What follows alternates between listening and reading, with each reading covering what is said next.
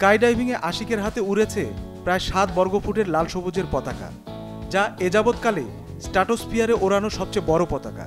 গত 25শে মে বাংলাদেশের ছেলে আশিক এই বিরল রেকর্ড গড়েন। আশিকের দুঃসাহসিক এই যাত্রায় পাশে ছিলেন ইউনাইটেড কমার্শিয়াল ব্যাংক। 41,795 ফুট উচ্চতা থেকে ঝাঁপ দিতে আশিক বেছে নেন পাইপার PA-40 মডেলের একটি বিমান। ঝাঁপ দেওয়ার 20 সেকেন্ডের মধ্যে ঘন্টায় সর্বোচ্চ 314 কিলোমিটার গতি লাভ করেন তিনি। পরে 37,290 ফুট উচ্চতার অতিক্রমের পর 4,498 ফুট উচ্চতা থেকে তিনি প্যারাশুটের মাধ্যমে নিরাপদে অবতরণ করেন।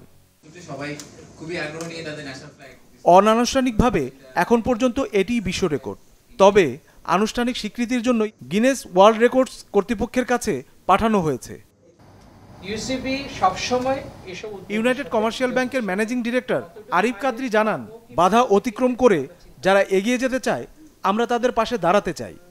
স্যালুট টু আশিক এই কারণে যে সে যা করেছে, মাশাআল্লাহ, বাংলাদেশের মুখ উজ্জ্বল করেছে। এত উঁচু থেকে বাংলাদেশের ফ্ল্যাগ নিয়ে ইউসিবি কে বুকে ধারণ করে নামাটা এটা আমাদের জন্য একটা উল্লেখযোগ্য অ্যাচিভমেন্ট।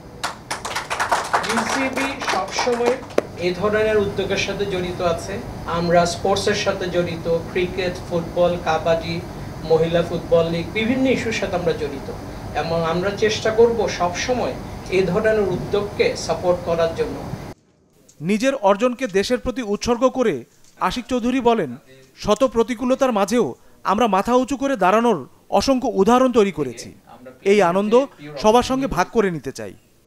যখন আমরা 7,000-এর কাছাকাছি চলে আসি ততক্ষণে আমি I was about to faint. আমার যেহেতু এনার্জি ড্রেন হয়ে গেছিল, সো ব্যালেন্স রাখতে না পেরে আমি একটা টার্মিনাল স্পিনে চলে গেছিলাম। টার্মিনাল স্পিনে চলে যাওয়ার কারণে আমার আসলে হাইটের আর ওটাও শুনতে পাই নাই, কানেরটাও শুনতে পাই নাই, এটাও দেখতে পাই নাই।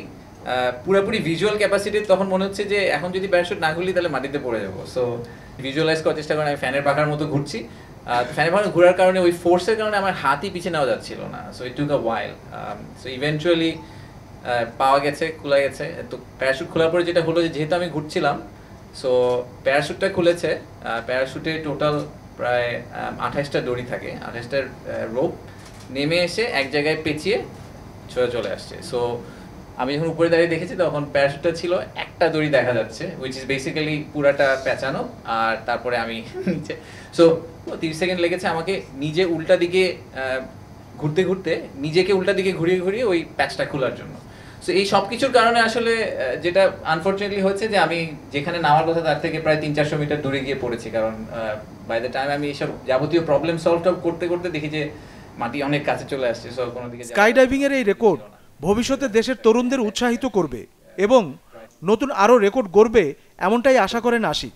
দেশটা যেহেতু আমাদের, দেশের ইমেজটাকে আপহোল্ড করার দায়িত্বটা আমাদের, ওইটা আমাদের জন্য কেউ করে দিবে না। সো আমাদের নিজেদেরই করতে হবে। মোহাম্মদ রহমান, চ্যানেল 24।